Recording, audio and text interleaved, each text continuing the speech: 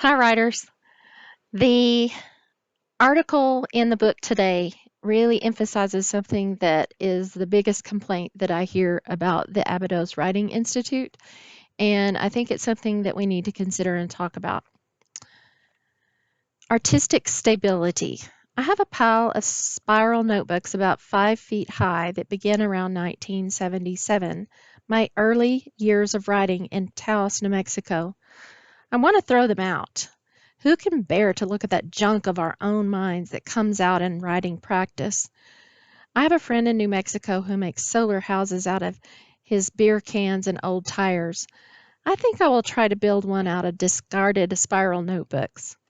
A friend who lives upstairs said, "Don't get rid of them." I tell her she can have them if she wants. I pile them on her stairs leading up to her apartment and leave for Norfolk, Nebraska, 4 days to do a writing workshop. When I return, she looks at me oddly, plunks herself down in the old pink chair in my bedroom. I've been reading your notebooks all weekend. They are so intimate, so sacred, scared, insecure for pages. Then suddenly they are not you, just raw energy and wild mind. And now here you are, Natalie, in the flesh, just a person. It feels so funny. I feel good because I don't care that she sees how I really am. I'm glad. I want someone to know me. We walk through so many myths of each other and ourselves. We are so thankful when someone sees us for who we are and accepts us. Now, that's a powerful piece that we would like to be able to give our students about what they know and understand through writing. But I think there's a separation between journal writing and academic writing and the type of writing that we want to do to mine for memories that we can use for writing in class.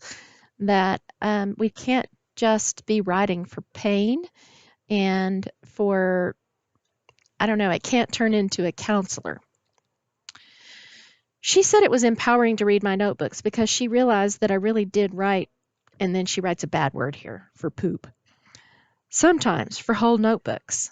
Often I tell my students, listen, I write and I still write terrible, self pitying stuff for page after page, which I think is powerful. As practicing writers, we can show them that not everything comes out of our pens is perfect or is something that really is anything we can use. We're writing to practice in the same way that we write exercise or that we practice an instrument. We are growing those writing muscles. It doesn't mean that the product you're working on is going to necessarily be worth anything any more than a weightlifting um, practice is going to be something that is the end all be all of a performance. Your weightlifting is so that you can manage your life and your posture better, or that you can be a better athlete, or that you can have a better backhand. It's about what you're able to do because you have been writing. Uh, they don't believe me when I tell them that I write bad things. Reading my notebooks is living proof of that. My upstairs neighbor said, if you could write junk you did then and write the stuff you do now, I realize I can do anything. There's so much power in the mind. I feel like, who knows what I can do? She said the main thing she saw in my notebooks, whole notebooks of complaints, boring description, and flagrant anger, was an absolute trust in the process. I saw that you kept on writing even when you wrote, I must be nuts to do this. It is true that I believed in the process. I was living in the bedroom, in the boardroom. I was living in the boredom of long, dry days in the hills of New Mexico, where I just realized why I can't read. I can't see. I was living in the boredom of long, dry days in the hills of New Mexico, where Jaws played for 6 consecutive months in the only movie theater in Taos. I had a belief in something real, below the surface of light or right in the middle of life, but often my own mind kept me asleep or diverted. Yet my own mind and life were also all I had, as it is with our students. So I began writing out of them. And that's what we're talking about with the reflexive nature of our work. I see as progress through the notebooks of that this kind of writing gave you who you are, said my friend. It's a verification of being human. When you begin to write in this way, write out of your own mind, you might have to be willing to write junk for 5 years because we have accumulated it over more than that and have been gladly avoiding it in ourselves. We have to look at our own inertia, insecurity, self hate, fear that in truth we have nothing valuable to say.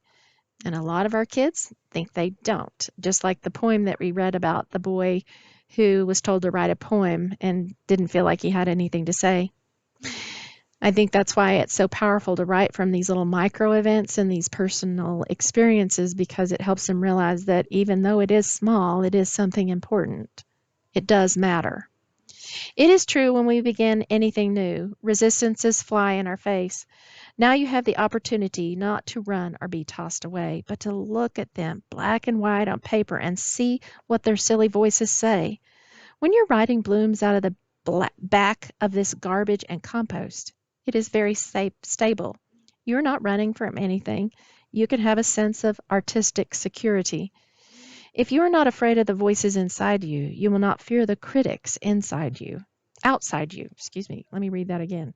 If you are not afraid of the voices inside you, if our students realize that what they have to say is powerful, they will not fear the critics outside of them, which I think is really important for our students, not to fear that others could or would or might disagree with what they've read or have things to say about them that aren't so positive, which I feel like the way we group in our institute is a powerful way of building that community that you're able to see what is good and respond in a way with showing or telling or summarizing that really adds to that writer's experience. Besides, those voices are merely guardians and demons protecting the real treasure, the first thoughts of the mind. Actually, when I look at my old notebooks, I think I have been a bit self indulgent and have given myself too much time to meander in my discursive thoughts. I could have cut through sooner. Yet it is good to know about our terrible selves, not laud or criticize them, just acknowledge them. Then, out of this knowledge, we are better equipped to make a choice for beauty, kind consideration, and clear truth.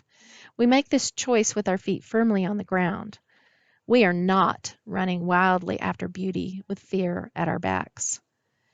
And I think I love this line right here where she says, I could have cut through sooner. And part of that is what we do as teachers, is that we guide that cutting through, that move to extensive, that move to a particular kind of genre that matches our standards. But it's only by beginning with that reflexive nature that we are able to build the kind of quality in the writer's thinking that enables them to say, we are not running wildly after beauty with fear at our backs.